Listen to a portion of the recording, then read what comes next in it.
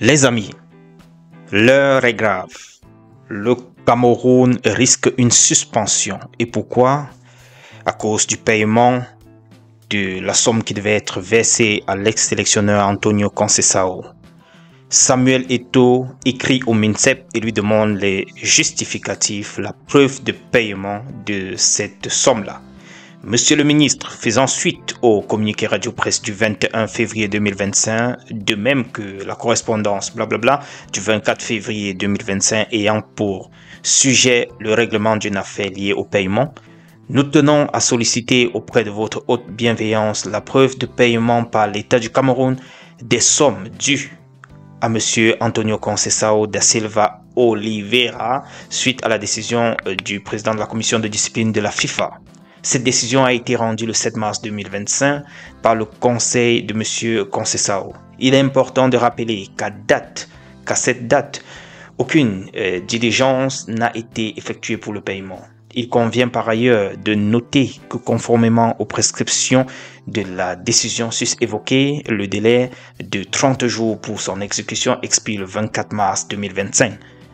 Passé cette date, des sanctions supplémentaires pourraient être prises à l'encontre de la FECAFOOT par la commission de discipline de la FIFA, y compris le retrait de points dans les compétitions organisées par la FIFA, notamment les éliminatoires de la Coupe du Monde 2026 qui se jouent actuellement. Ça, c'est la note envoyée par Samuel Eto'o fils au MINSEP par rapport à cette affaire. Donc les gars, c'est de partout, les flèches viennent de partout. Les lions sont sur une voie caillouteuse. Nous avons des difficultés à tous les niveaux. Et si on s'amuse, on risque de ne pas se qualifier pour la Coupe du Monde. Pas seulement de par nos compétences, mais aussi à cause de la non-exécution de cette décision concernant le paiement de l'ex-sélectionneur. De l'autre côté, si on revient sur la réaction des Lions indomptables, Fabrice Ondoa, l'un des gardiens qui n'a pas été convoqué cette fois-ci, des Lions indomptables, écrit à ses coéquipiers après leur sortie hier soir, appelant à la paix et en implorant le retour sur le banc de touche de l'assistant de Marbrice. Il dit ceci, chers coéquipiers.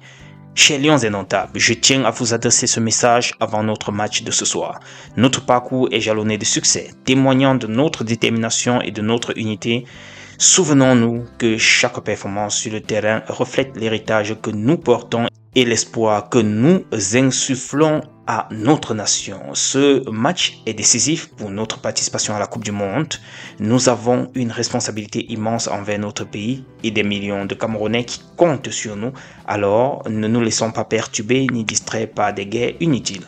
Restons concentrés sur l'essentiel, défendre les couleurs de la nation camerounaise avec honneur et engagement. Je vous exhorte à jouer avec passion et intégrité pour continuer d'honorer la riche histoire des Lions indomptables. Ensemble, continuons à écrire des pages mémorables pour le football camerounais. Courage et force à tous, Fabrice Ondoa. Ça, c'est ce que nous écrit notre jeune compatriote Fabrice Ondoa pour ramener ses frères, je ne peux pas dire dans l'ordre, mais sur la bonne voie. Entre-temps, c'est cette page ivoirienne du nom de Allez les éléphants qui se penche également sur la réaction des Lions et dit « Pendant ce temps, au Cameroun, les Lions indomptables rassemblés comme dans un push ont demandé publiquement à la fédération de laisser l'adjoint de Marbrice s'asseoir sur le banc de touche. Ça s'annonce chaud aujourd'hui à Yaoundé, mais où se trouve Paul Biya? Bref, vous voyez que ça ne reste pas seulement dans les frontières, les gars, ça nous expose de partout.